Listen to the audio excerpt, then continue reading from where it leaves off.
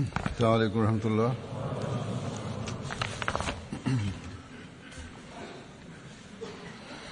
أشهد أن لا إله إلا الله وحده لا شريك له وأشهد أن محمدا عبده ورسوله.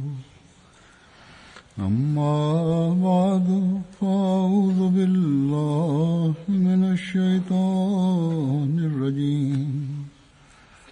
بسم الله الرحمن الرحيم.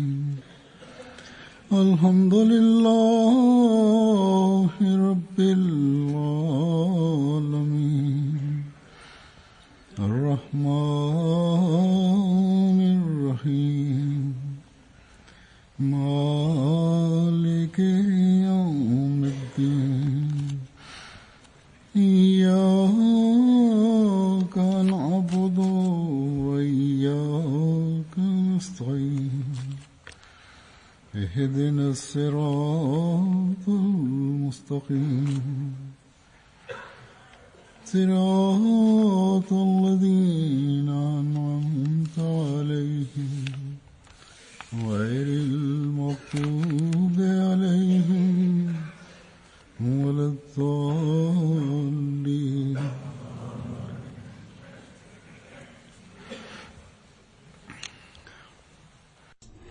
Halifa mtukufu wa yadahullahu taala Abdul Aziz anasema kwamba siku hii ya leo ni ya tarehe 20 ya Februari, na siku hii ya 20 ya Februari inajulikana kama ni bishara ya Muslim Maud. Sayyidina alayhi salatu wassalam kwa ajili ya kuthibitisha ukweli wa dini tukufu ya Islam aliomba nishani kutoka kwa Mwenyezi Mungu, kwa sababu wasiokuwa Waislamu walikuwa wanashambulia sana dhidi ya Islam wakati ule.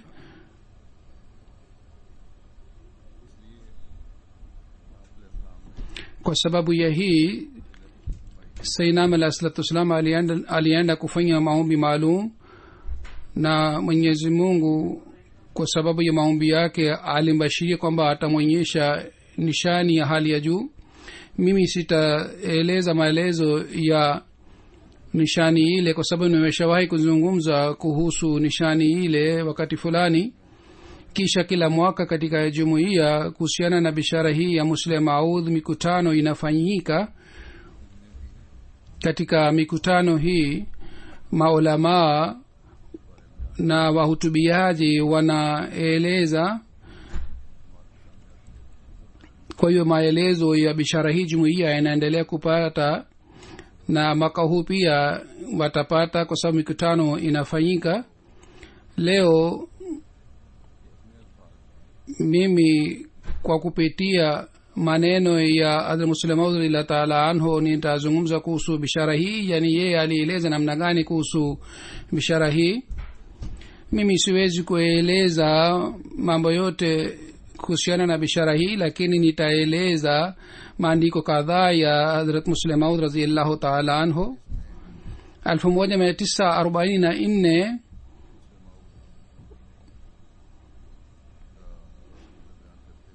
kwa kueleza habari ya bishara ya Muslim Maud alisema kwamba miaka 58 iliyopita tarehe 20/1886 Sayyidina alayhi salatu wassalam alienda Hoshiarpur, na nyumba ile ambapo Sayyidina alayhi salam alifanya maombi ipo mbele yangu sasa hivi, kwa sababu wakati ule mahali ambapo Muslimu alikuwa anatoa hutuba nyumba ile ilikuwa mbele yake.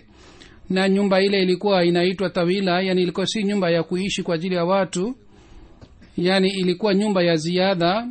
Ndani yake kwa bahati labda kama mgeni alikuwa akija, yeye alikuwa akilala, au walifanya nyumba ile kuwa store, au wakati wa dharura walikuwa wakifuga wanyama wao.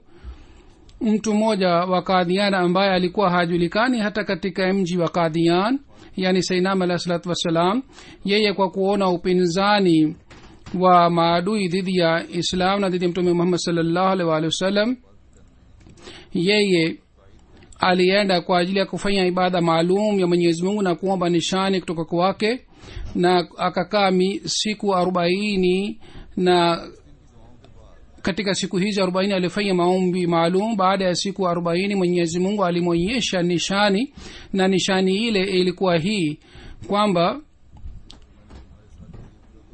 nitatimiza ahadi zangu zote nilizofanya nawe, na nitafikisha ujumbe wako kila pembe ya dunia, bali mimi kwa ajili ya kutimiza ahadi zangu zaidi nitakupatia mtoto mmoja.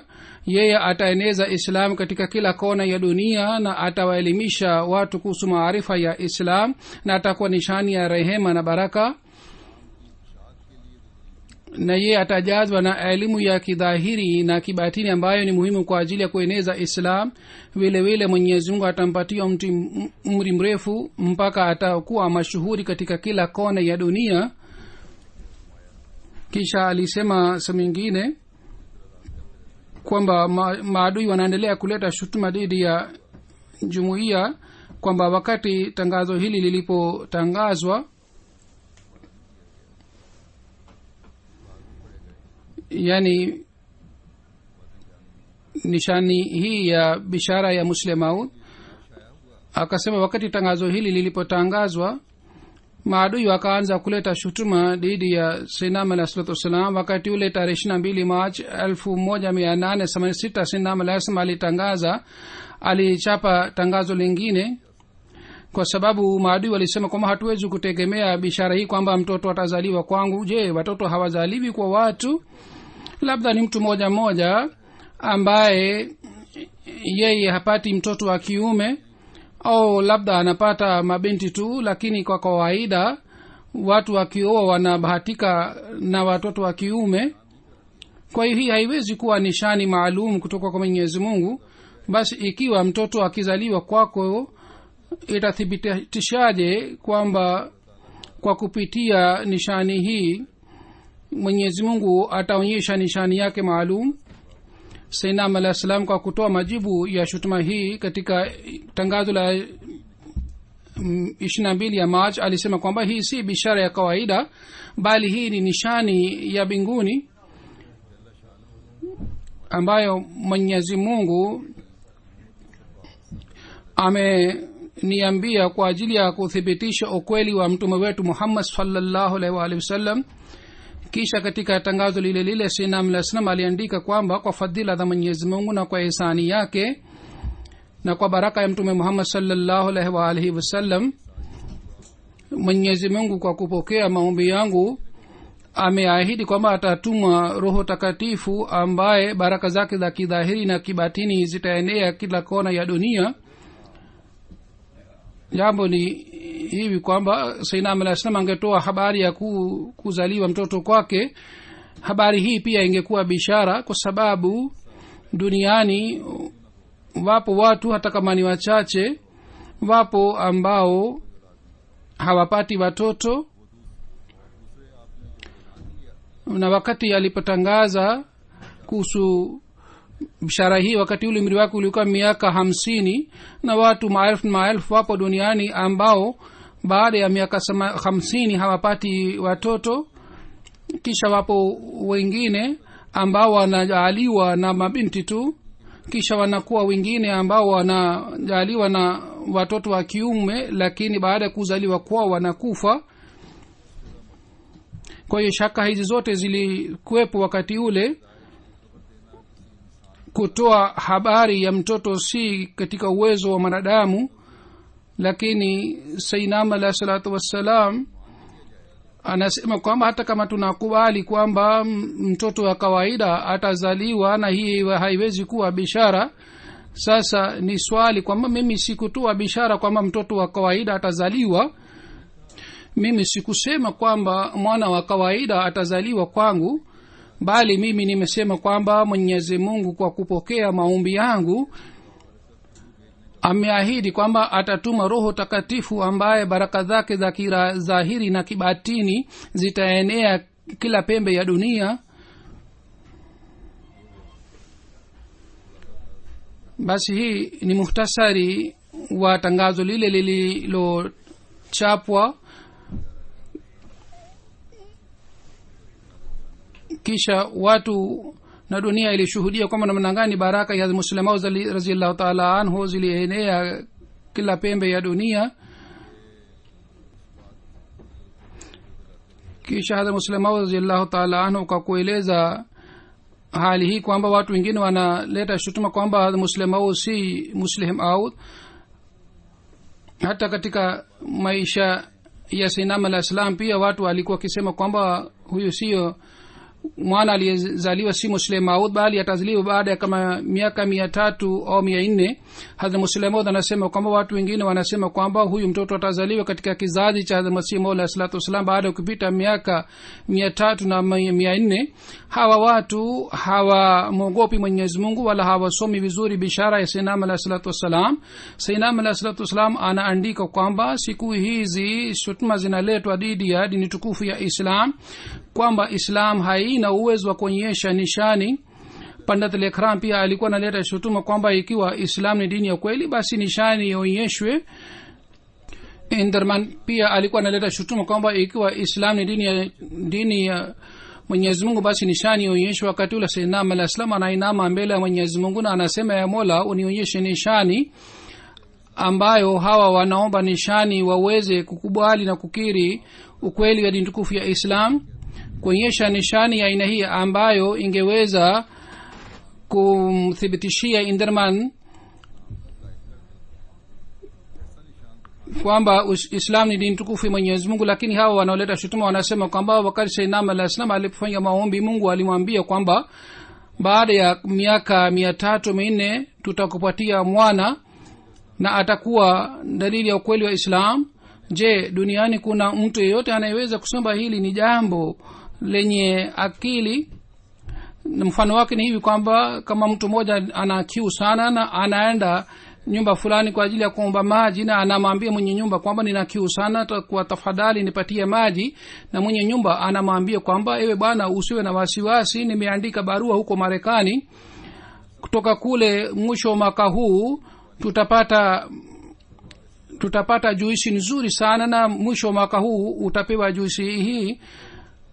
Mtu ambaye hata kama ni mwendawazimu, yeye hawezi kusema kwamba Mungu amesema hivi. Pandit Lekram na Munshi Inderman Muradabadi na mabaniani wa Qadiani walikuwa nasema kwamba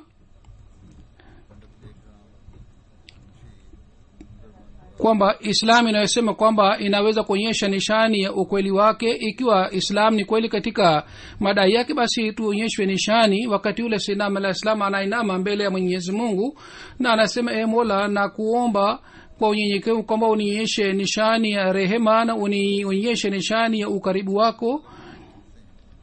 Basi nishani ilitakiwa ipatikane katika uhai wa wale watu walioomba nishani hii na walioleta shutuma dhidi ya Islam, na hivyo ndivyo ilivyotokea. 1889 wakati nilipozaliwa, wakati ule wale watu walikuwa hai waliomuomba nishani kutoka kwa Sayyidina alayhi wasallam, na kadri nilipoendelea kuwa mkubwa nishani za Mwenyezi Mungu ziliendelea kutimia moja baada nyingine. Hazrat Muslima radhiyallahu ta'ala anhu kwa kueleza ndoto yake moja kwa maana namna gani bishara hii ya Sayyidina alayhi wasallam inafanana na ndoto yake. Hazrat Muslima anasema, mimi naeleza sifa zilizopatikana katika ndoto yangu zinazofanana na bishara iliyoelezwa na Sayyidina alayhi wasallam katika ndoto. Niliona kwamba kwa ulimi wangu mimi nasema, ana al-masihul ma'udu masiluhu wa khalifatuhu. Mimi nasema maneno haya na kusema kwangu maneno haya yalikuwa ya ajabu sana kwangu, kwamba katika ndoto hali yangu ilikuwa ya aina hii, kwamba kwa sababu ya ndoto hii ni amke nilikuwa nashangaa kwamba maneno gani mimi natamka. Baada watu wengine wakaniambia kwamba katika bishara ya Sayyidina alayhi salatu wassalam aliyoeleza katika tarehe 20 ya Februari, katika bishara ile pia maneno haya yalielezwa. Wakati ule nilipokuwa natoa hutuba nilikuwa sikumbuki maneno haya, lakini baada ya hutuba labda siku ya pili Maulvi Sayyid Sarwar Ali Shah akanikumbusha kwamba katika bishara ya Sayyidina alayhi salam imeandikwa kwamba mtoto huyo atakuja duniani kwa baraka ya ukweli, atasafisha watu wengi katika maradhi yao, atawaponya. Na katika maneno yale pia neno la Masihi limetajwa.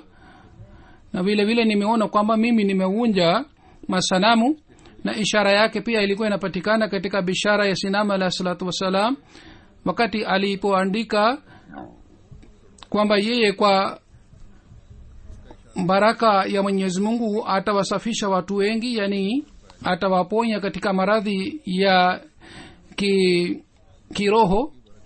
Na kweli ni kwamba kitu cha haswa ni dhati ya Mwenyezi Mungu na mambo mengine yote ni kivuli chake. Ruhul Haq maana yake ni roho ya umoja wa Mwenyezi Mungu. Kuhusu hii ilisema kwamba kwa kumpitia yeye atasafisha watu wengi katika maradhi hii ya kutokuwa na umoja. Na ya tatu, niliona katika ndoto kwamba mimi nakimbia, si kwamba mimi naenda kwa mbio, bali mimi nakimbia na ardhi inaendelea kukusanyika chini ya miguu yangu. Katika bishara ya mwana aliyeahidiwa maneno haya pia yaliandikwa kwamba yeye atakuwa haraka haraka. Vile vile katika ndoto niliona kwamba nimeenda katika nchi mbalimbali, na kule pia bado sijamaliza kazi yangu, bali mimi nataka kwenda katika nchi zingine. Kama niliyosema, ewe Abdul Shakur, mimi nataka kwenda katika nchi nyingine, na wakati nitakaporudi nitaona kwamba katika muda huu umeimarisha tauhid ya Mwenyezi Mungu na umefuta ushirikina na umewafundisha watu kuhusu mafundisho ya Sayyidina alayhi salatu wassalam au la.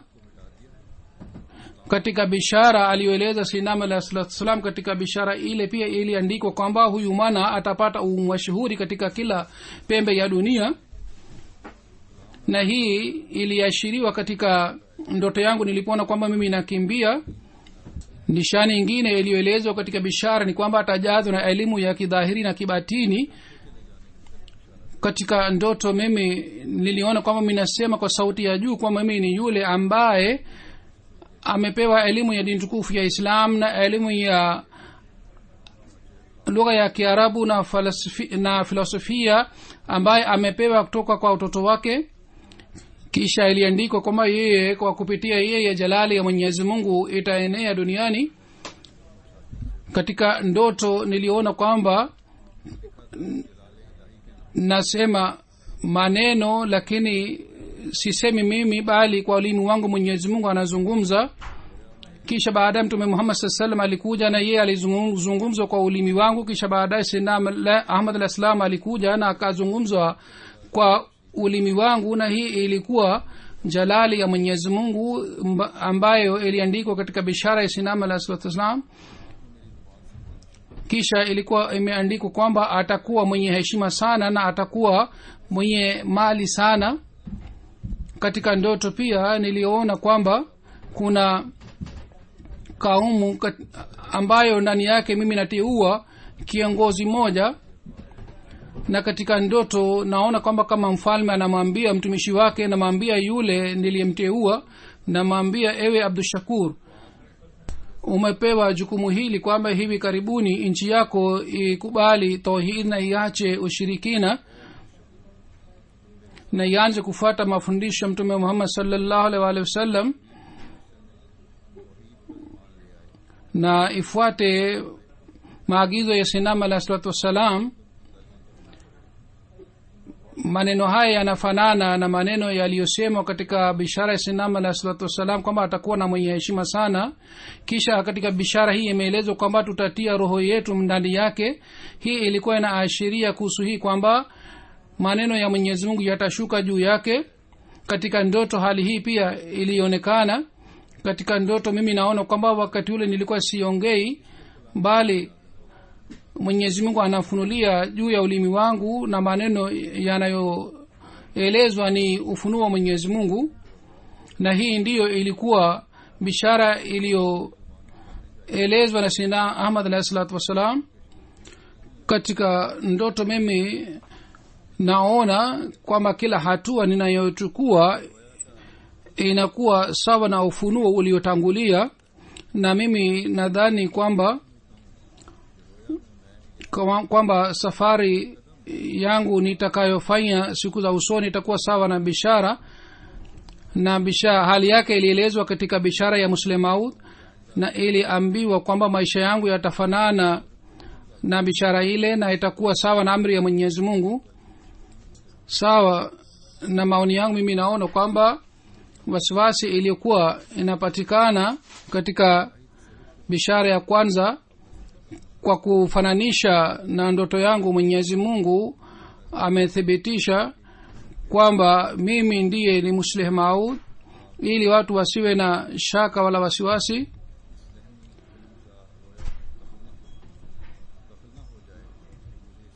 Na bishara ile ya Muslih Maud ni miongoni mwa siri za Mwenyezi Mungu.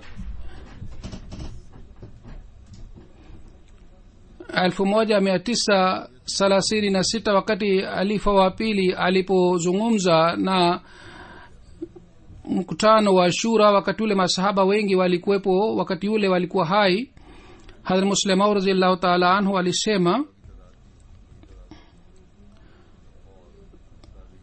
1936 ni takriban miaka 8 kabla ya kudai kwamba yeye ni Muslim au sawa na bishara ya Sayyidina alayhi salatu wasalam, yani miaka 8 kabla ya tangazo lile, anasema kwamba siku hizi kwa ajili ya jumuiya yetu si swali la uhalifa tu, bali kuna maswali mawili mengine. Ya kwanza ni kwamba tupo karibu na zama ya Sayyidina alayhi salatu wasalam, na ya pili ni kwamba tuna uhalifa ulioahidiwa, na mambo haya mawili hayawezi kupatikana bila msaada wa Mwenyezi Mungu. Halifa mtukufu anasema kwamba mwaka jana niliwahi kuzungumza kuhusu mada hii. Halifa wa pili alisema miaka 100-200 itakayokuja baadaye watu wale hawatakuwa na baraka hii ambayo nyinyi mnayo. Wakati ule mahalifa pia watataja kauli yetu na vitendo yetu, na watafuata mwelekeo kutoka kwa maagizo yetu. Watapata mwongozo kutoka kwa kuwapitia maagizo yenu, yani maagizo ya masahaba, na watataja maneno yenu katika hutuba zao. Wakati ule mahalifa hata watasema kwamba Zaid alifilen alisema wakati fulani hivi, walifanya hivi wakati fulani, sisi pia tunatakiwa tufuate hivi. Sasa hii si swali la uhalifa tu, bali ni swali la dini. Tena si swali la uhalifa, bali ni swali la uhalifa ambao ni uhalifa ulioahidiwa, uhalifa ulioanzishwa sawa na ufunuo wa Mwenyezi Mungu. Uhalifa pia unakuwa wa aina mbili. Ya kwanza ni kwamba watu wanamchagua halifa kisha wanamfuata, lakini kuhusu uhalifa wake alisema kwamba uhalifa wangu si uhalifa wa aina hii. Mimi si uhalifa kwa sababu ya hii kwamba kesho ya kifo cha halifa wa kwanza watu wanajumuia walinichagua kuwa halifa, bali mimi ni halifa kwa sababu ya hii pia kwamba kabla ya uhalifa wa halifa wa kwanza Sayyidina alayhi salatu wasalam, kwa kupata wahi kutoka kwa Mwenyezi Mungu, alisema kwamba mimi nitakuwa halifa. Mimi si halifa, bali ni halifa aliahidiwa. Sauti yangu ni sauti ya Mwenyezi Mungu. kwa sababu Mwenyezi Mungu kwa kumpitia Sayyidina alayhi salatu wasalam alitoa bishara yake kana kwamba daraja uhalifa ni katikati ya unabii na uhalifa. Sasa hii nafasi si nafasi ya aina hii kwamba jumuiya iache yaende bure kisha wapate ukubali na ukaribu na Mwenyezi Mungu. Jambo la pili ni kwamba manabii hawaji kila siku. Vile vile hii pia ni sawa kwamba mahalifa walioahidiwa hawaji kila siku kisha kupata nafasi ya kusema kwamba kwa manabii wa Mwenyezi Mungu miaka 30 iliyopita alituambia hivi. Hii pia nafasi haipatikani kila mara. Yule mtu ambaye anasema kwamba miaka 30 iliyopita nabii wa Mwenyezi Mungu alisema hivi, yakini atakayokuwa anayo, yakini ile haiwezi kupatikana katika moyo wa mtu ule yule ambaye atakayekuja baada ya miaka 200 na atasema kwamba nabii wa Mwenyezi Mungu miaka 200 iliyopita alisema hivi, kwa sababu yeye hawezi kusadikisha. Lakini yule ambaye anakuja baada ya miaka 30 yeye anaweza kusadikisha. Kwa hiyo alisema kwamba watu wa baadaye wataeleza maneno ya mahalifa na watasema kwamba tunatakiwa tuwafuate. Kisha kwa kujibu shutuma hii kwamba ikiwa wewe ni Muislamu kwa nini hutangazi kwamba wewe ni Muislamu, kwa sababu alitangaza mwaka 1944 kwamba yeye ni Muislamu. Akasema kwamba watu walinilazimishwa kwamba nitangaze kwamba mimi ni Muislamu, lakini mimi sikuona haja yake hata kidogo. Wapinzani wanasema wafuasi wako wanakuita Muislamu, lakini wewe mwenyewe hudai kwamba wewe ni Muislamu. Lakini mimi nasema kwamba mimi sina haja ya kudai ikiwa mimi ni Muislamu. Katika hali hii nikidai sikudai haileti tofauti hata kidogo.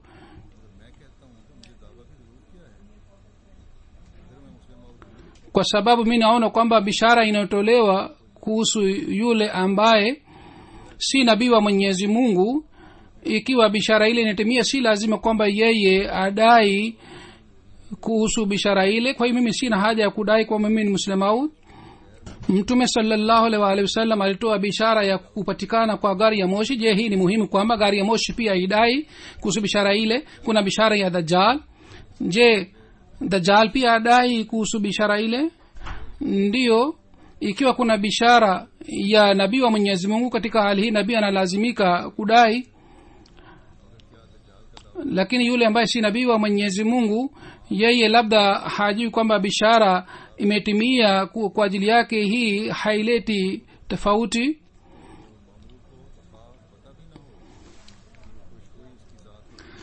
Wapo wangapi mujaddid ambao walidai kuwa mujaddid? Nilimsikia Sayyidina alayhi salatu wasalam akisema kwamba mimi naona Aurangzeb pia ni mujaddid katika zama hii. Lakini je, Aurangzeb alidai kuwa mujaddid? Umar bin Abdul Aziz pia anaitwa mujaddid, lakini je alidai kuwa mujaddid? Basi yule ambaye si nabii wa Mwenyezi Mungu si lazima adai. Lakini ikiwa kuna bishara kuhusu nabii wa Mwenyezi Mungu, yeye analazimika kudai kwamba bishara ile ni kuhusu yeye. Lakini ikiwa inaonekana kwamba kazi inafanyika katika hali hii, yule ambaye si nabii wa Mwenyezi Mungu si lazima adai. Tutasema kwamba yeye alisadikisha bishara ile. Ikiwa Umar bin Abdul Aziz angekataa kwamba yeye si mujaddid, tungeweza kusema kwamba yeye alikuwa mujaddid wa zama zake, kwa sababu kwa ajili ya mujaddid si lazima adai. Wale ambao ni manabii wa Mwenyezi Mungu, wao wanalazimika kudai kwamba wao ni nabii wa Mwenyezi Mungu. Lakini wale ambao si na manabii wa Mwenyezi Mungu lakini wanasaidia Islam na wanavunja shutuma za maadui, wao hata kama wao hawajui, lakini tunaweza kuwaita kwamba wao ni mujaddid hata kama wao hawakudai kuwa mujaddid.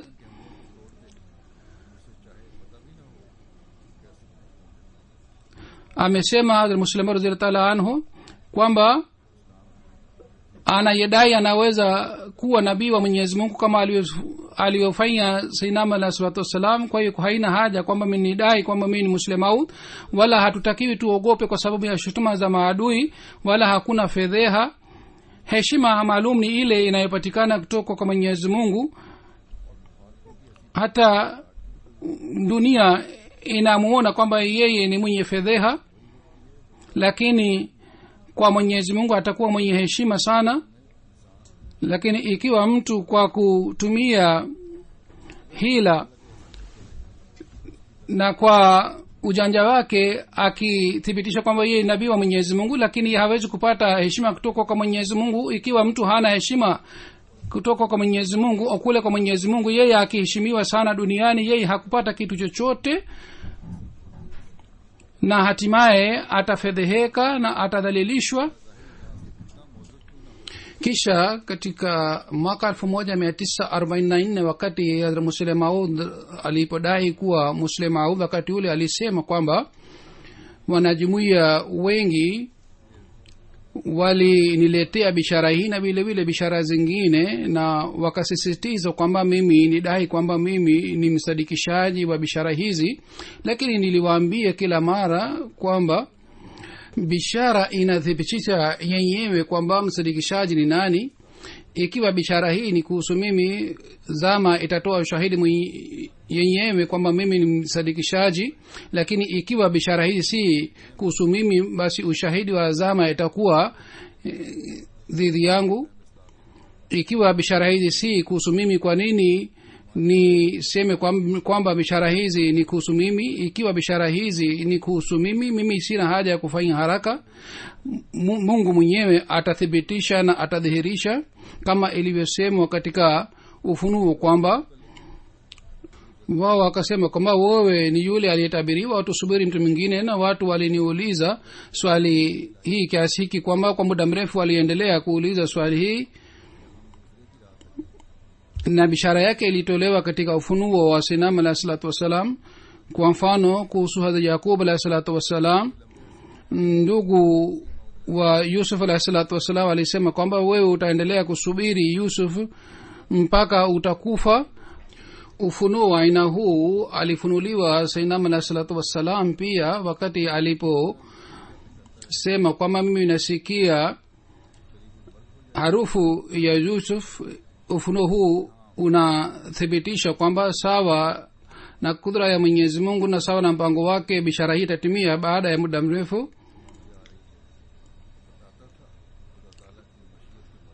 Ikiwa nisingepewa taarifa hii mpaka mwisho wa uhai wangu kwamba bishara hizi ni kuhusu mimi, na matukio yangethibitisha kwamba bishara hizi ni kuhusu mimi, kwa sababu bishara hizi zote zimetimia kunipitia mimi, kwa hiyo mimi ni msadikishaji wa bishara hizi, isingekuwa kasoro katika bishara hizi. Lakini Mwenyezi Mungu alithibitisha na alidhihirisha mwenyewe kwamba bishara zilizotolewa kuhusu Musleh Maud ni kuhusu mimi. Kwa hiyo leo mara ya kwanza nimesoma bishara zote zilizotolewa ili nielewe uhakika wa bishara hizi, na nisome kwamba Mwenyezi Mungu amesema nini katika bishara hizi. Wanajumuiya walikuwa wakinasibisha kwamba bishara hizi ni kuhusu mimi, kwa hiyo nilikuwa nikiogopa kusoma bishara hizi kwa makini, na nilikuwa nikiogopa kwamba isije nikapata wazo mbaya. Lakini leo mara ya kwanza nimesoma bishara zote, na baada ya kusoma bishara hizi kwa fadhila za Mwenyezi Mungu, kwa yakini sana naweza kusema kwamba Mwenyezi Mungu amethibitisha na amesadikisha bishara hizi kunipitia mimi. Alifa mtukufu anasema kwamba kulikuwa wakati aliposema Musleh Maud kwamba mimi sina haja ya kutangaza kwamba mimi ni Musleh Maud, na sasa baada ya wakati ulikuja kwamba Mwenyezi Mungu mwenyewe alidhihirisha kwamba yeye ni Musleh Maud, kwa hiyo atangaze. Wakati ule Alifatul Masihi wa pili aliwapatia challenge watu wote, na aliposema kwamba anasema kwa kula kiapo cha Mwenyezi Mungu kwamba mimi ni msadikishaji wa bishara ya Musleh Maud, na Mungu amenifanya kuwa msadikishaji wa bishara hii iliyotolewa na Sinam alayhi salatu wassalam kuhusu Musleh Maud. Yeyote anayesema kwamba nimesema uongo au nimesema kinyume cha haki, yeye aje na afanye mubahala nami au ale kiapo cha Mwenyezi Mungu na atangaze kwamba Mwenyezi Mungu amemwambia kwamba mimi nasema uongo. Kisha mwenyezi mungu mwenyewe kwa kuonyesha ishara za mbinguni atathibitisha kwamba nani ni mkweli na nani ni muongo. Halifa mtukufu anasema kwamba sasa mimi naeleza sehemu kadhaa za bishara. Kwa mfano, sehemu moja bishara ilikuwa hii kwamba yeye atajazwa elimu ya nje na ndani.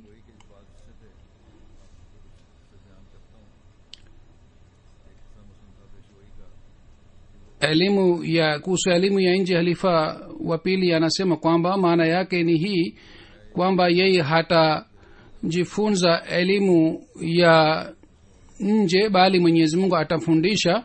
Inatakiwa ikumbuke kwamba yeye atakuwa mahiri katika elimu ya nje, bali maneno ni kwamba yeye atajazwa elimu ya nje, yaani mradi wake ni kwamba kuna nguvu ingine itakayomfundisha. Yeye hatafanya juhudi ya kujifunza elimu hii. Hapa elimu ya nje maana yake ni si elimu ya hesabu na science, kwa sababu mwenyezi mungu amesema atajazwa elimu ya nje. Maana yake ni kwamba mwenyezi mungu atamfundisha, lakini mwenyezi mungu hafundishi hesabu wala sayensi, bali anafundisha Qur'ani tukufu.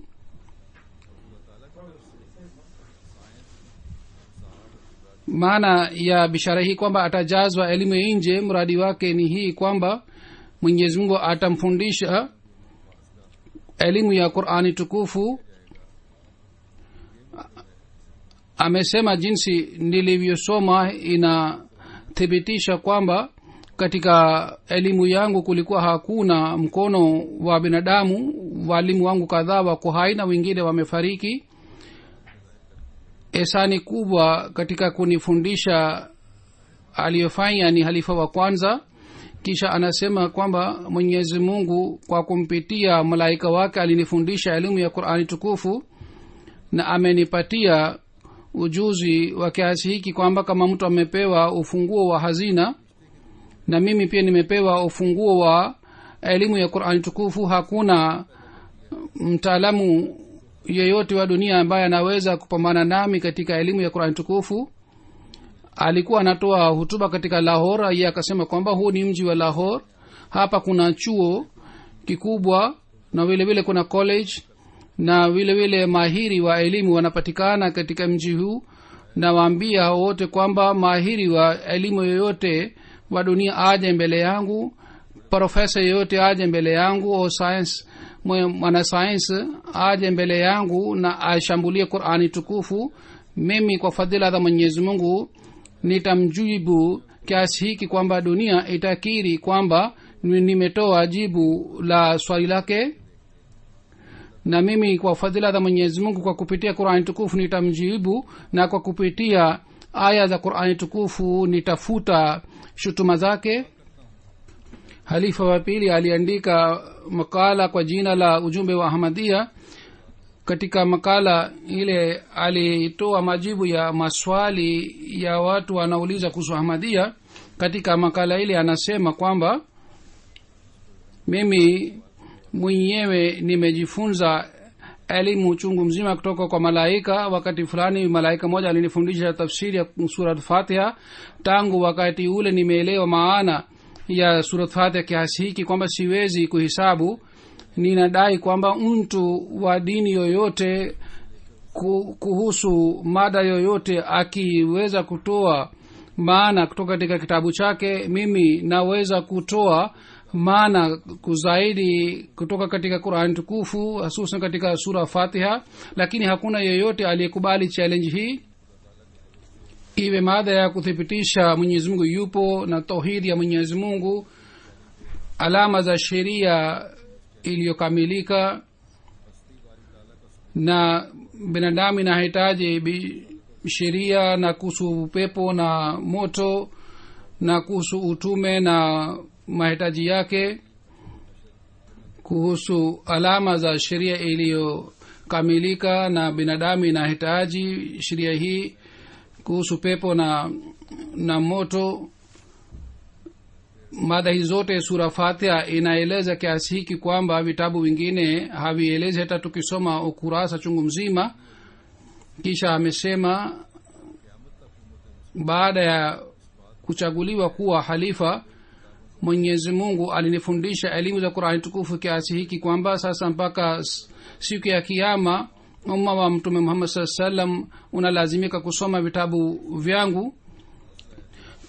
Kuna mada gani ambayo Mwenyezi Mungu hakunifundisha pamoja na tafsiri yake, iwe masala ya unabii, uhalifa, kudra ya Mwenyezi Mungu, kuhusu vitabu vya kale na uchumi wa Islam na vile vile jamii ya Islam. Mwenyezi Mungu alinipatia nafasi hii kwamba mimi nimeeleza maana zake,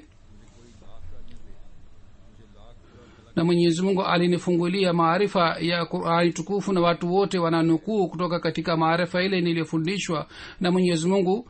Dunia iniite kwa jina mbaya, lakini yeyote atakayetaka kueneza mafundisho ya tukufu ya Islam analazimika kusoma vitabu vyangu na elimu yangu. Wawe watu wa Pegami au wa Misri, watoto wao wakati wote watakapotaka kuhudumia Islam watalazimika kusoma vitabu vyangu na kupata faida kutoka katika vitabu vyangu. Bali mimi naweza kusema bila fahari kwamba mimi nimeandika kuhusu mada mbalimbali. Hawa watu waniite kwa jina gani, wanitukane, watakaposoma maarifa ya Qur'an tukufu watasoma kwa kunipitia mimi. Dunia itawaambia kwamba yoyote munayo umepata kutoka kwa Muslemaud, kwa nini mnampinga yeye?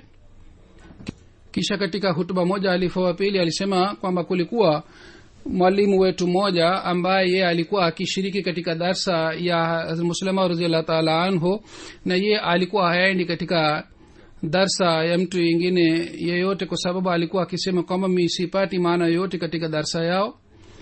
Kisha alifa wa pili anasema kwamba mara ya kwanza katika mwaka 1907 nilitoa hutuba mbele ya watu wengi wakati wa mkutano wa mwaka.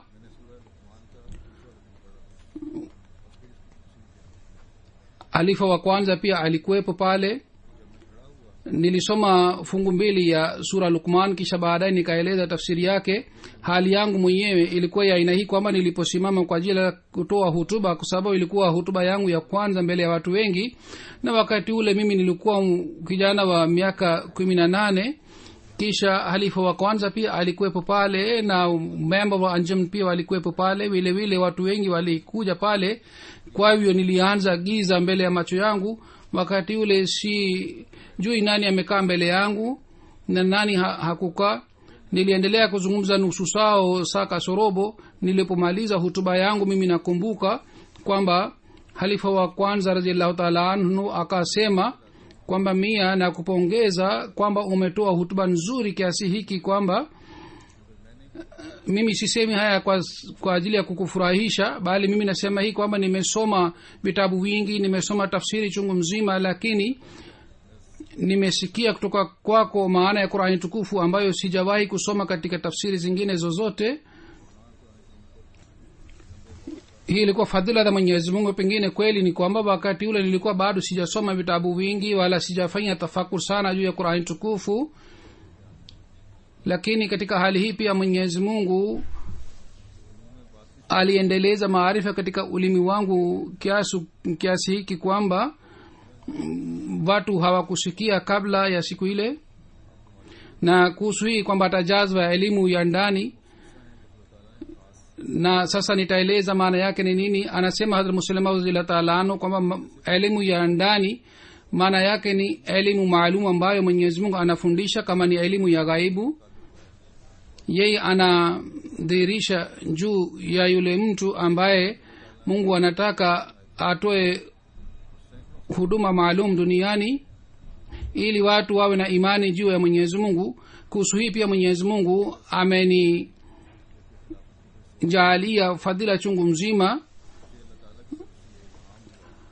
anasema katika maisha ya sinam alayhi salatu wassalam, wakati ule nilikuwa sikufikiria kuhusu uhalifa, nilipata ufunuo kutoka kwa Mwenyezi Mungu, innal lazina tabauka fawqa allazina kafaru ila yawmil qiyamati, yani wale watakao kuamini watakuwa juu ya wale watakao kuwa wapinzani wako mpaka siku ya kiyama.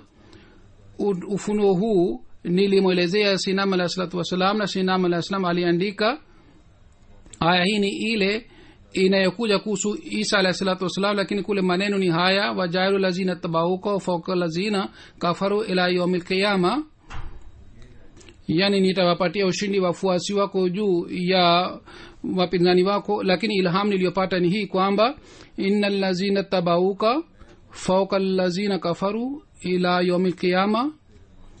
Katika ilham hii Mwenyezi Mungu amesema kwamba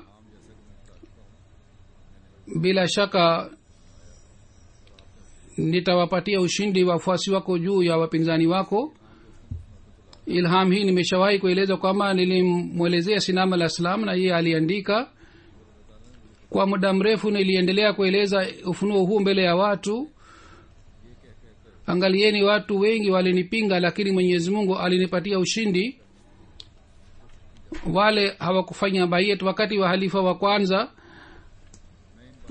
walisema kwamba huyu ni mtoto na yeye ataharibu jumuiya, lakini propaganda yao haikufaulu. Nilipokuwa mtoto, baada ya siku moja wakati wa sala ya alfajiri, nilikuwa nasubiri swala ya alfajiri katika nyumba ya mama, lakini kutoka msikiti nimesikia sauti ya juu kama watu wanashindana kuhusu mada fulani, na mmoja wao alikuwa Sheikh Rahmat Ali Saheb. Nilisikia alikuwa akisema kwamba tunatakiwa tumche Mwenyezi Mungu, tunatakiwa tuwe na hofu ya Mwenyezi Mungu, kwamba tunamteua mtoto kuwa kiongozi wetu na hivi tunaharibu jumuiya yetu. Wakati ule nilikuwa sijui kwamba maneno haya ni nini au mazungumzo haya ni aina gani, kwamba huyu mtoto ambaye ametajwa ni nani. Kwa hiyo nikatoka nje nikamuuliza bana Sheikh Yakub Ali Saheb kwamba leo msikitini nilisikia kelele, watu walikuwa wanazungumza, na Sheikh Rahmat Ali Saheb alikuwa anasema nini, kwamba kwa sababu ya mtoto mmoja tunaharibu jumuiya yetu. Huyu mtoto ni nani ambaye alikuwa anataja msikitini? Sheikh Yakub Ali Saheb akasema kwa kufanya tabasamu kwamba huyu mtoto ni wewe. Ni nani min ghairi yako wewe? Anasema mfano wangu ni mfano wa yule kipofu ambaye alianza kukaa chakula pamoja na mwenye macho. Kipofu akaona kwamba yeye ni kipofu, lakini yule ambaye ana macho lazima atakula zaidi. Kwa kupata wazo hili akaanza kula chakula haraka haraka. Baadaye akapata wazo hili kwamba lazima huyu atakuwa ameona kwamba nakula haraka haraka, yeye pia lazima ameanza kula haraka. Kwa hiyo sasa nitafanya nini? Kwa hiyo akaanza kula chakula kwa mikono miwili. Kisha akasema huyu mwenye macho atakuwa ameshaona kwamba nakula na mikono miwili, nitakulaje zaidi? Kwa hiyo akaanza kula chakula kwa mkono mmoja, na kwa mkono mwingine akaanza kuweka katika kanzu yake, na akasema sasa huyu mwenye macho ameonza kitani changu hiki pia kio.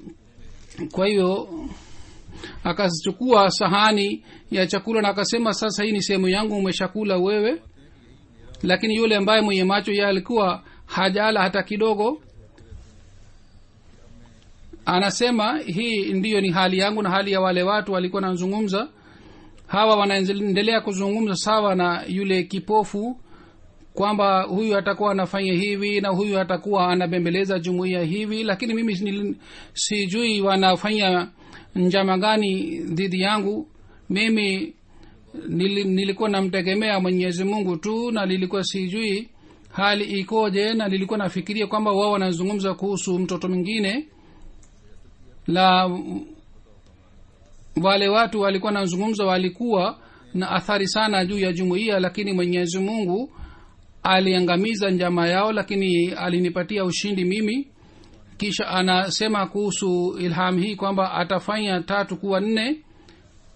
Hii pia si sahihi kwamba alama hii ya kuwafanya 3 kuwa 4 haikutimia kuhusu mimi nimetimiza bishara hii pia. Kwanza ni hivi kwamba kabla yangu mimi mirza sultan ahmad saheb, mirza fazl ahmad saheb na bashir awwal walizaliwa na wanne nilikuwa mimi. Ya pili ilitimia hivi kwamba baada yangu mimi watoto watatu walizaliwa kwa sinam alayhi salatu wasalam. kwa hiyo mimi niliwafanya watatu kuwa nne, yani mirza mubarak ahmad saheb, mirza sharif ahmad saheb na mirza bashir ahmad saheb, na wanne nilikuwa mimi. na ya tatu ilitimia hivi, niliwafanya watatu kuwa wanne hivi kwamba katika watoto wa sayyidina alayhi salatu wasalam tulikuwa wadugu watatu, mimi, mirza bashir ahmad saheb na mirza sharif ahmad saheb. tulimwamini sayyidina alayhi salatu wasalam na tulikuwa watoto wake wa kiroho. lakini mirza sultan ahmad saheb alikuwa si katika mtoto wake wa kiroho, na mirza sultan ahmad saheb alikuwa akimwamini sana halifa wa kwanza, lakini hakujiunga na jumuiya wakati ule. lakini kwa kupitia ndoto ya sinam al-islam inaonyesha kwamba Mwenyezi Mungu amepanga mwongozo kwa ajili ya bana sultan saheb. lakini wakati wa halifa wa kwanza hakujiunga na jumuiya, lakini nilipochaguliwa kuwa halifa, Mungu alifanya mpango wa aina huu kwamba kwa kunipitia mimi akajiunga na jumuiya. kwa hivi Mwenyezi Mungu alimjalia mtoto wa Sayyidina alayhi salatu wasalam kwamba alifanya bayat kwa mkono wangu, ila hali alikuwa kaka yangu, na si rahisi kwa kaka kufanya bayat kwa mkono wa mdogo. lakini baada ya bayat yeye mwenyewe aliniambia kwamba kwa muda mrefu nilikuwa sifanyi bayat, kwamba ningefanya bayat wakati wa Sayyidina alayhi salatu wasalam, au ningefanya wa halifa wa kwanza, kwa sababu nilikuwa na amini sana namna gani nifanye bayat kwa mkono wa mdogo wangu. lakini akasema kwamba hatimaye nikasema kwamba ni vizuri nifanye bayat. nikasema siwezi kujiepushana na hali hii, lazima nifanye bayat. hivi nikafanya bayat. hivi Mwenyezi Mungu alinifanya kwamba nilifanya watatu kuwa wanne, kwa sababu katika watoto wa kiroho tulikuwa watoto watatu, lakini nilifanya watatu kuwa wanne. vile vile nilizaliwa katika mwaka wa 4 baada ya bishara iliyotolewa na Sayyidina alayhi salatu wasalam. bishara ya Muslim Maud ilitolewa katika mwaka 1986 na mimi nilizaliwa katika mwaka 1889. kwa hivyo imekuwa miaka 4 mpaka 1889. kwa hivyo bishara hii ilitimia hivi pia, yani ilitolewa bishara kwamba mimi nitazaliwa baada ya bishara hii kupita miaka 4, na hivi nilizaliwa katika mwaka wa 4. atakuwa sababu ya kudhihirisha jalali ya Mwenyezi Mungu. hii pia ilikuwa bishara, na bishara hii pia imetimia katika wakati wangu. mara baada ya kuchaguliwa kwangu halifa, vita ya kwanza ilipigwa na sasa ni vita ya pili, na hii inaonyesha jalali ya Mwenyezi Mungu duniani. labda mtu anaweza kusema kwamba watu maelfu na mamilioni wako hai. ikiwa unaweza kutoa hoja hii kwa ajili ya kuthibitisha ukweli wako, wao pia wanaweza kutoa dalili hii kwa ajili ya kuthibitisha ukweli wao. jibu lake ni hii kwamba ikiwa hawa watu mamilioni ambao wako hai siku hizi waliambiwa kuhusu vita hii, kisha kila mtu anaweza kusema kwamba hii ni dalili ya ukweli wake. lakini kama hawakupewa bishara ya vita hii, hawawezi kuthibitisha kwa ajili ya kuthibitisha ukweli wao. kisha katika hali yule ambaye aliambiwa kuhusu vita hii, bishara lazima itakuwa imetimia kuhusu yeye, si kuhusu wao. yeye atakuwa haraka. hii pia ni bishara. nilipokuwa halifa wakati ule ilikuwa somini 14 katika hazina ya jumuiya, na jumuiya ilikuwa inadaiwa 18,000. hata katika uhalifa wangu tangazo la kwanza nililoliandika, mada yake ilikuwa hii kwamba nani anaweza kuzuia mpango wa Mwenyezi Mungu. nilikuwa sina hela ya kuchapa tangazo ile wakati ule. babu yangu wa upande wa mama alikuwa mchango kiasi fulani alikusanya msikitini. Yeye alinipatia rupia 200 kwa ajili ya kuchapa tangazo lile. Alisema wakati utakapopata hela unirudishie 200 hii. Kwa hiyo kwa kuchukua mkopo kutoka kwake nilichapa tangazo lile, kwa sababu wakati ule watu wengi viongozi wa jumuiya walikuwa dhidi yangu, na hazina ya jumuiya ilikuwa haina kitu chochote. Ilikuwa sumni 14 tu katika benki ya akaunti ya jumuiya, hata ilikuwa haitimii rupia 1. Kama tukipiga hesabu siku hizi ni sumni 88, na jumuiya ilikuwa inadaiwa 18,000, na wengi walikuwa dhidi yangu wakati ule. Hata secretary wa hazina pia alikuwa dhidi yangu. Wakati ule nilitangaza katika tangazo lile kwamba Mwenyezi Mungu anataka kwamba umoja upatikane kwa kunipitia mimi, na hakuna anayeweza kuzuia mpango wa Mwenyezi Mungu. Je, wao hawaoni kwamba wana njia mbili? Wao wafanye bayat yangu na wasilete mfarakano katika jumuiya, au kwa kufuata tamaa za nafsi waende kinyume na matamanio ya Sinam alayhi salatu wasalam. Lakini umoja wa jumuiya unaweza kupatikana kwa njia moja hii tu, kwamba wafanye bayat ya yule ambaye amechaguliwa kuwa halifa. Pengine yeyote anayekwenda kinyume chake ataleta mfarakano katika jumuiya.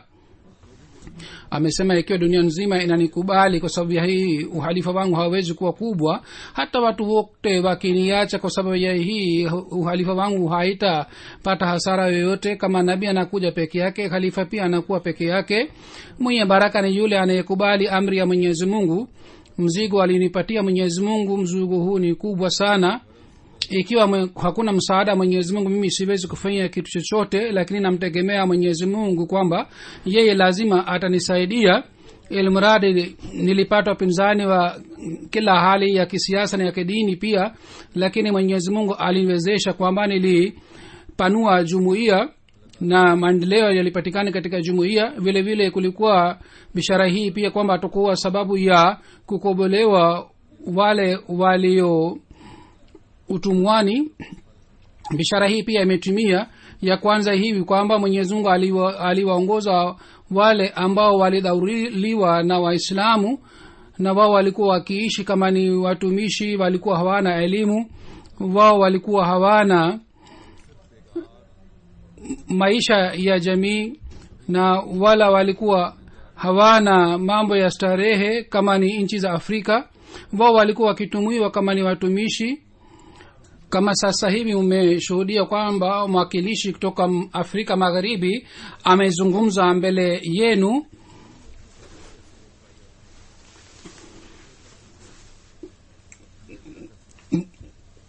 Wenyeji wa nchi hii wengine ni wasomi, lakini wapo wengine ambao si wasomi, hata wao hawawai mawazi, walikuwa wakitembea uchi. Miongoni wa watu hawa Mwenyezi Mungu kwa kunipitia mimi watu maelfu walisilimu. Dini ya Ukristo ulikuwa unaenea sana, hata siku hizi pia bado Ukristo umeenea sana. Lakini sawa na maagizo yangu, wabashiri wetu walienda katika maeneo haya na wao wakafanya mahubiri pale, na watu maelfu waliokuwa washirikina wakasilimu na wakavutika upande wa Islam, na Wakristo waliasirika kwa sababu ya hii kiasi hiki kwamba kuna kamati moja ya Ukristo katika nchi ya Uingereza ambayo inaendeshwa na serikali. Kamati hii iliunda commission moja kwa ajili ya kuchunguza kwamba kwa nini katika Afrika Magharibi maendeleo ya Ukristo umekwama. Commission taarifa iliyopeleka, katika taarifa yao waliandika kwamba maendeleo ya Ukristo yamezuiliwa kwa sababu ya Jumuiya Ahmadiyya. Ilmuradi katika nchi za Afrika Magharibi na Marekani, Waafrika wanaendelea kusilimu, na hivyo ndivyo Mwenyezi Mungu kwa kunipatia nafasi ya kuwahubiri hawa watu alinifanya kuwa sababu ya kukobelewa hawa waliokuwa utumwani.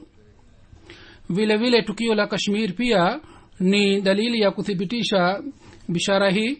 Yeyote anayefikiria kuhusu tukio la Kashmir, yeye hawezi kubaki kusema hii kwamba kwa kunipitia mimi Mwenyezi Mungu alifanya mpango wa kuwaokoa hawa watu na maadui walishindwa.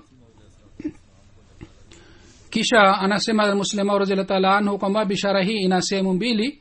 Sehemu ya kwanza ni kwamba Sayyidina alayhi salatu wasalam alipewa bishara kwamba mimi nitapeleka jina lako katika kila pembe za dunia, kwa sababu ya kuwa maana jina haliwezi kufika kila pembe za dunia mpaka angefanya kazi na vitendo ambavyo kwa sababu ya hii angekuwa mashuhuri katika nchi za Wakristo. Wapo watu wengine ambao wanaandika sana na kwa sababu ya hii wanakuwa mashuhuri waandishi, wengine wanafanya kazi nzuri na wengine wanafanya kazi mbaya na kwa sababu ya hii wanakuwa mashuhuri. Wengine ni wezi na majambazi lakini ni mashuhuri sana. Kwa hiyo umashuhuri huu haufiki kila pembe za dunia, lakini inakuwa kwa ajili ya eneo fulani. Lakini Sayyidina Alayhi Salam alisema kwamba Mwenyezi Mungu atafikisha jina lake katika kila pembe za dunia. Bishara hii inaweza kuwa bishara kubwa katika hali hii, wakati umashuhuri wake ungekuwa ungeenea kila pembe za dunia. Na hivyo ndivyo iliyotokea wakati mimi nilipozaliwa. Baada ya kama miezi miwili na nusu, Sayyidina Alayhi Salatu Wasalam alianzisha jumuiya, aliweka jiwe la msingi wa jumuiya. Anasema mimi kwa ajili ya kueneza Islam na Ahmadiyya nilijenga nyumba za ubashiri katika maeneo mbalimbali ya dunia. Wakati Sayyidina Alayhi Salatu Wasalam alipofariki, wakati ule nyumba za ubashiri ulikuwa unapatikana katika bara la Hindi na katika Afghanistan na katika nchi nyingine nyumba ya ubashiri ilikuwa haipatikani. Lakini kama Mwenyezi Mungu aliposema kwamba Sayyidina Alayhi Salam atapata umashuhuri katika kila pembe za dunia, Mwenyezi Mungu alinijalia na alinipatia uwezo kwamba katika India, Sierra Leone na katika Mauritius nilijenga nyumba za ubashiri. Kisha baadaye silsila hii iliendelea kupanuka zaidi katika Iran, Russia, Iraq, Syria, Palestine, Nigeria, Gold Coast yani Ghana, na katika Sierra Leone, katika East Africa na katika Ulaya na Uingereza, Spain, Italy, Czechoslovakia, Hungary, Poland, Yugoslavia, Albania, Germany, United States of America, Argentina, China, Japan, State Settlement, Sumatra, Java, Serbia, Kashgar. Kwa fadhila za Mwenyezi Mungu katika nchi hizi nyumba za ubashiri zilijengwa, na katika nchi hizi wabashiri kadhaa wamefungwa gerezani kwa sababu ya maadui na wengine wanafanya kazi. Ili muradi hakuna taifa lolote la dunia ambalo halijui kuhusu jumuiya. Hakuna kaumu ya dunia ambayo haihisi kwamba jumuiya ni mfuriko inaendelea kuelekea kwao, bali serikali kadhaa inajaribu kuzuia maendeleo ya jumuiya. Hazuru anasema kwamba hii si ilitokea wakati ule, bali siku hizi pia inatokea. Kwa mfano katika Russia, mbashiri wetu alipokwenda yeye alipigwa, alisumbuliwa na alifungwa gereza kwa muda mrefu, lakini kama ilikuwa ahadi ya Mwenyezi Mungu kwamba ataeneza silsila hii ya jumuiya, na kwa kunipitia silsila hii itapata umashuhuri katika kila pembe za dunia, na kwa fadhila za Mwenyezi Mungu alipeleka jumuiya hii katika kila kona ya dunia. Hazur anasema kwamba bishara hii ya mwana aliahidiwa ina bishara chungu mzima, na zote zilitimia, tena si mara moja bali mara kwa mara zilitimia, na ziliendelea kuthibitisha ukweli wa Sayyidina Alayhi Salatu Wasalam, na ziliendelea kupandisha shani ya Mtume Muhammad sallallahu alaihi wasallam. Mwenyezi Mungu aendelee kuteremsha baraka zake juu ya halifa wa pili, na Mwenyezi Mungu atujalie sisi pia tuweze kutekeleza wajibu wetu. Hazuru anasema baada ya swala ya Ijumaa nitaswalisha jeneza ghaibu moja ambayo ni ya bana Maulana Muhammad Sadiq Shahid Sahib Gurdaspuri, mbashiri wa jumuiya. Alikuwa maana wa Mia Karamdin Sahib. Tarehe 15 wa Februari 2015 katika umri wa 87 alifariki. Inna lillahi wa inna ilaihi rajiun. Alitumikia jumuiya katika nchi mbalimbali miaka 60. Umri wake wote ulitumika katika kuitumikia jumuiya. na katika utii wa khalifa. Madamu alipokuwa na afya njema aliendelea kuitumikia jumuiya. Muda kadhaa aliyopita alipata stroke, na kwa sababu hii alikuwa kitandani. Alizaliwa katika Batala Lodhi Nangal. 1914 ni mwaka ambamo baba yake alijiunga na jumuiya kwa kumpitia Sadr Muslim Maud radhiyallahu ta'ala anhu. Maulana Muhammad Siddiq Saheb baada ya kupata masomo ya shule ya msingi alijiunga na madrasa Ahmadiyya. Alikuwa mwanafunzi mzuri na alikuwa akishika nafasi katika mtihani. 1947 alihitimu masomo ya madrasa Ahmadiyya. 1949 katika chuo alifanya Maulvi Fazil pia. 1949 alijiunga na chuo na 1952 alihitimu masomo yake. Baadaye mara ya kwanza alienda Sierra Leone. 1952 kwa kupitia meli alikuja kwanza Uingereza, alikaa mwezi mmoja hapa, kisha kwa meli alienda Sierra Leone, na baada ya kuitumikia jumuiya miaka 4 Sierra Leone alirudi tena Pakistan. Miaka 3 alitumikia jumuiya kule makao makuu. 1959 tena alirudi Sierra Leone kwa kuwa amiri na bashiri mkuu wa kule, na mpaka 1962 aliendelea kuitumikia jumuiya pale Sierra Leone. 1966 alienda Ghana na kwa miaka 2 alifundisha katika chuo pale. 1968 mara 3 alienda Sierra Leone na alikaa kule mpaka 1972. Tarehe 31 Julai 1973 alienda Marekani. Miaka 2 alitumikia jumuiya kule Marekani. Wakati alipokuwa katika Sierra Leone, wakati ule halifa wa 3 alienda mara ya kwanza kutembelea nchi za Afrika Magharibi. Katika Pakistan pia alifanya kazi katika idara mbalimbali. Alikuwa mnyenyekevu sana na alikuwa mwenye bidii sana, na alikuwa akitumikia jumuiya kwa kimya. Alikuwa na elimu sana na alikuwa na tabia ya kuandika makala, na kwa kupitia gazeti la Al-Fazl alikuwa akiwafaidi wanajumuiya. Halifa wa 3 alipoenda kutembelea nchi za Afrika Magharibi, wakati ule alisema kuhusu wabashiri kadhaa kwamba wamepata daraja ya naim, na alitaja jina la Manasidi Gudaspuri Saheb kwamba yeye pia ni mmoja wao. Alioa binti wa bana Khalil Ahmad Saheb aitwaye Amatul Majid Sahiba, ambaye aliishi naye vizuri maisha yote. Mwenyezi Mungu aliwajalia watoto wa kiume 5 na mabinti 2. Binti moja ameolewa na mbashiri wetu aitwaye Maksud Ahmad Saheb,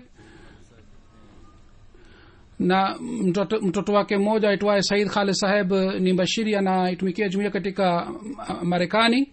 Said Khalid Saheb anasema kwamba baba yangu alikuwa mtumishi mzuri, mnyenyekevu, alikuwa akimtegemea sana Mwenyezi Mungu. Anasema tangu nimepata ufahamu nimeona sifa 2 za baba yangu. Ya kwanza, alikuwa akifanya ibada sana, alikuwa akitimiza haki za Mwenyezi Mungu, na ya pili, alikuwa akitumikia jumuiya vizuri, alikuwa akiswali sala msikitini. Katika mwisho wa maisha yake alikuwa akienda msikitini, lakini wakati alikuwa hawezi kwenda msikitini kwa sababu ya ugonjwa, nilikuwa jukumu langu kwamba nimchukue na nimpeleke msikitini, na ikiwa nikichelewa alikuwa akikasirika kwamba amekosa sala msikitini kwa sababu yangu mimi. Alikuwa hakosi swala hata mara moja, hata kama alikuwa anarudi safarini. Katika hali hii pia alikuwa akienda msikitini. Katika sala ya tahajjud alikuwa akilia sana, na alikuwa akiwajali sana watoto wake pia kuhusu swala, na alikuwa akiwalazimisha watoto wake kwamba wao wasali swala. Anasema kwamba 2010 huyu mbashiri Said Khalid Saheb ana kwamba mimi nilipochaguliwa kwenda Marekani na wakati ule nilikuwa namhudumia baba yangu kwa sababu alikuwa mgonjwa. Nikamwambia baba yangu kwamba natoa udhuru kwamba siwezi kwenda kwa sababu ya afya yako, lakini akasema kama usitoe udhuru bali uende mara moja Marekani. Kisha anasema alikuwa akipenda sana uhalifa na alikuwa akijaribu kufuata kila agizo la halifa mtukufu. Alikuwa akimtegemea Mwenyezi Mungu sana. Anasema wakati fulani kaka yangu aliporudi kutoka Marekani akajua kwamba kuna dharura fulani nyumbani, haikutumia kwa sababu ya kutokuwa na fedha. Kaka akasema kwamba kwa nini hamkuniambia? Lakini baba akamwambia kaka yangu kwamba ikiwa nataka kuomba hela, kwa nini nisimuombe Mwenyezi Mungu? Sitakuomba kwako. Mtoto wake mmoja ni mhandisi huko Marekani. Anasema kwamba nilifanya degree ya uhandisi kule Lahore na niliapply admission Marekani, na kwa sababu hii niliapply visa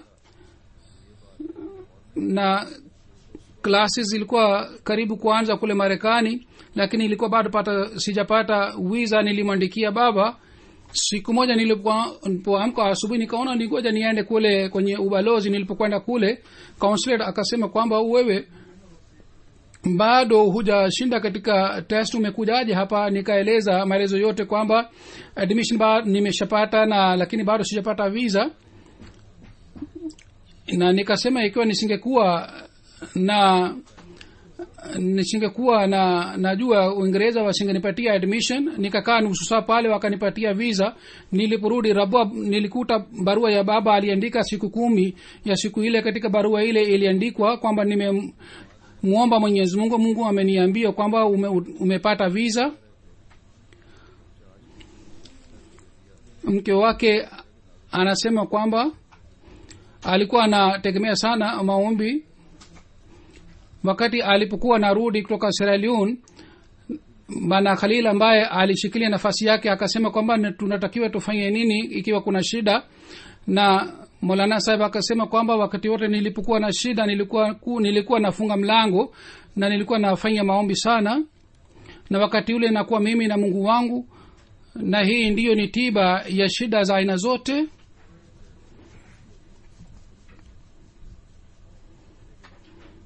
Majid Sialkoti Sahib pia anaandika kwamba yeye alikuwa akitujali sana na alikuwa akitupenda sana. Yeye alikuwa akifanya mwenyewe matumizi ya chakula chake alipokuwa safarini. Alikuwa haweki mzigo juu ya jumuiya kwa sababu ya matumizi haya ya vyakula. Hanif Kamar Sahib pia ni mbashiri. Anasema kwamba nilipokwenda Sierra Leone nilikuwa nasoma kuhusu historia ya wabashiri wa zamani. Kule alikuwa mbashiri wetu wa Afrika Pa Suleiman Matsre Saheb. Nilikutana naye, ye akaniambia kwamba alisema kwamba Maulvi Saheb alikuwa malaika. Hazur anasema kwamba maoni ya huyu ndugu yetu wa Afrika ni kweli kwamba Maulvi Saheb alikuwa kama ni malaika, yani alikuwa sifa za malaika. Mwenyezi Mungu aendelee kuipatia jumuiya wa bashiri wa aina hii. Alikuwa akimtegemea sana Mwenyezi Mungu na alikuwa radhi pamoja na ridhaa ya Mwenyezi Mungu. Mwenyezi Mungu aiweke roho ya marehemu mahala pema na ampatie nafasi pamoja na wapendwa wake, na wajalie watoto wake pia wawe na tabia ya utii na wafuate uhalifa, hususan mkwe wake na mtoto wake ambaye wametoa wakfu maisha yao sawa na matamanio ya Maulvi Sahib. Mwenyezi Mungu awajalie waweze kutimiza wakfu yao vizuri na kwa utii. Amin. Alhamdulillah nahmaduhu wa nasta'inuhu wa nastaghfiruh wa nu'minu bihi wa natawakkalu alayhi wa na'udhu billahi min shururi anfusina wa min sayyiati a'malina.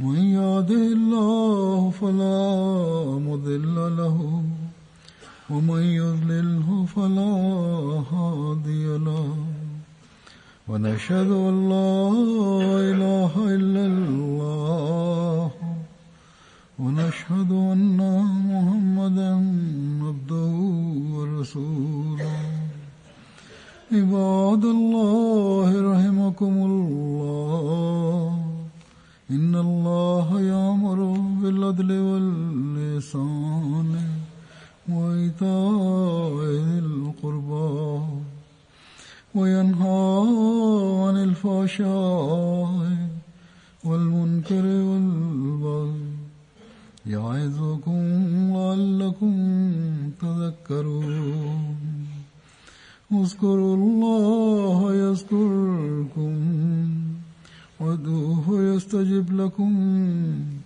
ولذكر الله